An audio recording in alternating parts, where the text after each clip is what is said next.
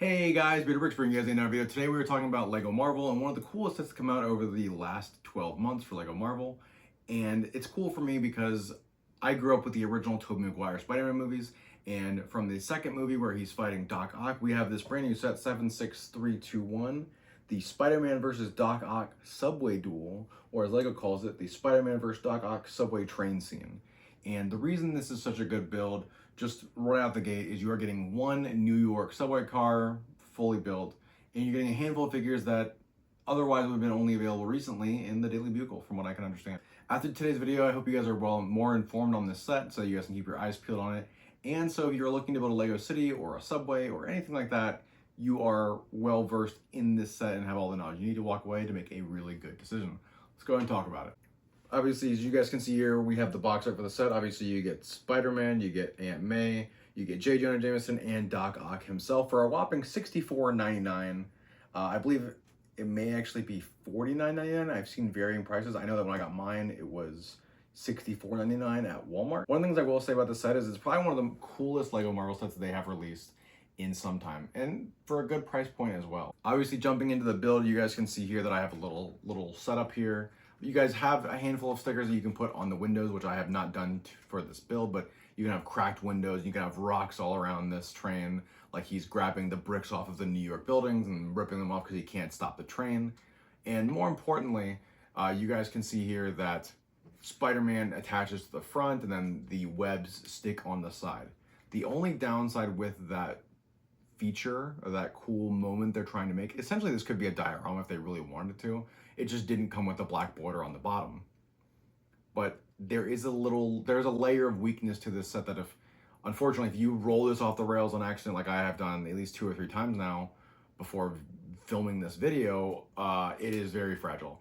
If it hits the floor, everything is coming off. And unfortunately, that just is the way it is with this set.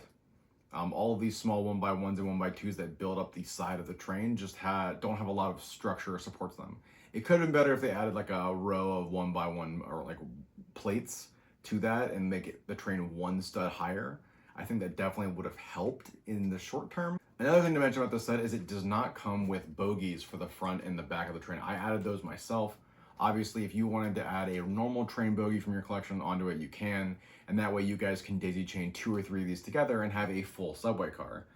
There is a video online from our creator. I'll link them in the description below if you guys want to motorize this.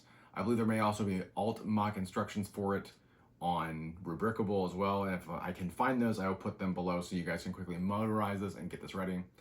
Obviously, you'll just put the motor in here, wire it up with the bogies, and you're off to the races. The one thing to consider though is that if you want it to look good and you want to hide the bogie, maybe there's a way you can obscure the windows, or you can put like a couple gray plates up there, make it look like a mail car. That way you can hide it like in the middle section of your train. Just food for thought. Like I said, you just get a standard New York subway car. It's a solid build. It's really nice. It's tapered off at the bottom. They definitely did a good job with only 300 pieces of the set, you know, moving that across of like you are getting a train car and that is it. All right, guys, so we're gonna jump into the figures and then we'll get into my final thoughts. Obviously, the first figure we're talking about here is Spider-Man. Obviously, you guys can see we have the etching on the face. It looks pretty good. The only thing I will say is that it is not as good as some of the Spider-Man we got a couple decades ago. They used to be a lot more detailed for the Tobey Maguire Spider-Man, and I know some Marvel fans don't really care. I just figured I'd mention it because it has been something people have brought up, is that the webbing on the face is not as tight as it is on the chest. So just something a little strange there. Obviously, his webs are attached via his hands. There's no other attachments for it. Good torso print, good Spider-Man back print, just pretty good Spider-Man. Obviously, you can see some cuts and some damage to his chest as well. It is also worth to mention that in this scene, he pulls off his mask and he is able to have a different face on here as well with a little hairpiece. The next, and obviously one of the most important characters for Spider-Man, is Aunt May, or his core figure. In some universes, it's his uncle. In some places, it's his aunt. But obviously, you can see Aunt May with a little sweater vest, no leg printing, arm printing, a little bit of back printing. But it looks pretty good. You got her smirking, then you got another one with her smiling. It would have been nice to get a cool face of her like in fear, but overall it's a good figure. It's nice to have Aunt May. I don't know the last time we actually got an Aunt May figure because I don't think she came in the Daily Bugle, but it's definitely nice to see her. Next we have the man, the myth, the meme legend. Could you pay me in advance? You serious? Jonah Jameson himself with his buzz cut. Nice little suit torso print here, and it is nice to see Jonah. I mean, I know we got him in the Daily Bugle, and I think there was a 12 plus Daily Bugle that came out as well where you could get him, but it's nice to see that this set is only, $60, $50, and people are able to get him at a much cheaper price who may have, otherwise missed out. So obviously the last figure we have here is Doc Ock. You guys can see here we have some good torso printing. We actually have some leg and waist printing. No arm, and there is a back print. Unfortunately, it's blocked by his claws. There is a little black Ninjago piece on the back here that they've used for many things, but they have used it lately for Doc Ock's arms, and it does look really good. Obviously, you can see where it attaches on his neck, whereas in the movie you wouldn't see that. So unfortunately, there's nothing you can really do about hiding that. Maybe put like a cloth over it or a hood or something, but unfortunately it is very precedent in this figure.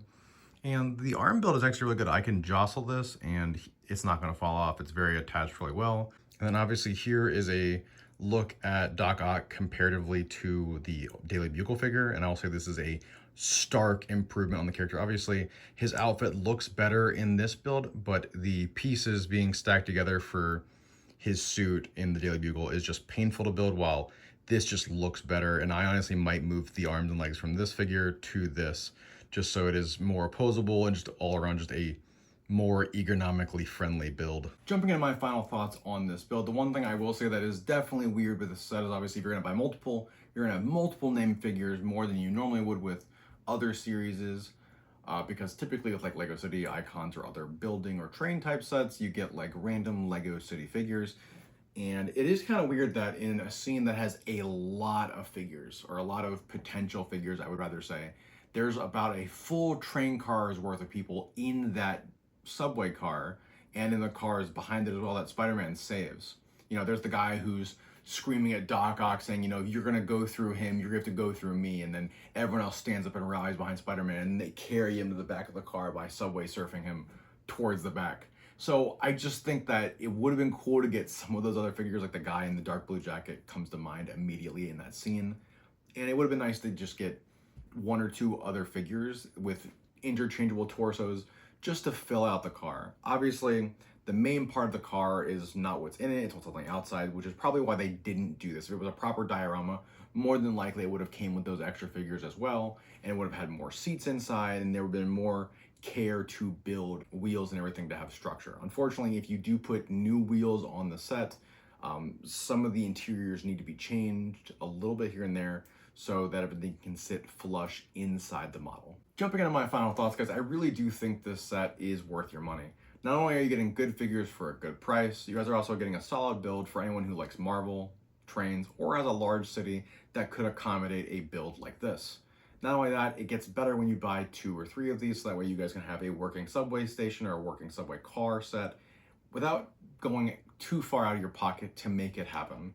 I've seen builds where people are putting these with Avengers and they're fighting different enemies as they're going around the city, and it's all automated. I think that's really cool. It's definitely something I'm going to be doing with my city, but I would love to know what ideas you guys have for this. Are you going to make a diorama with it? Are you guys going to add it to your city? Are you going to motorize it? Are you going to change the stations or the trains to be different? I absolutely want to hear those ideas. Make sure you guys let me know down in the comments. If you guys like this kind of content, you want to see more, don't forget to hit the like. And if you guys want to see more of my content, don't forget to subscribe so you guys can see all my notifications as they come out. As always, I've been Bearded Bricks, and I will see you guys in the next one.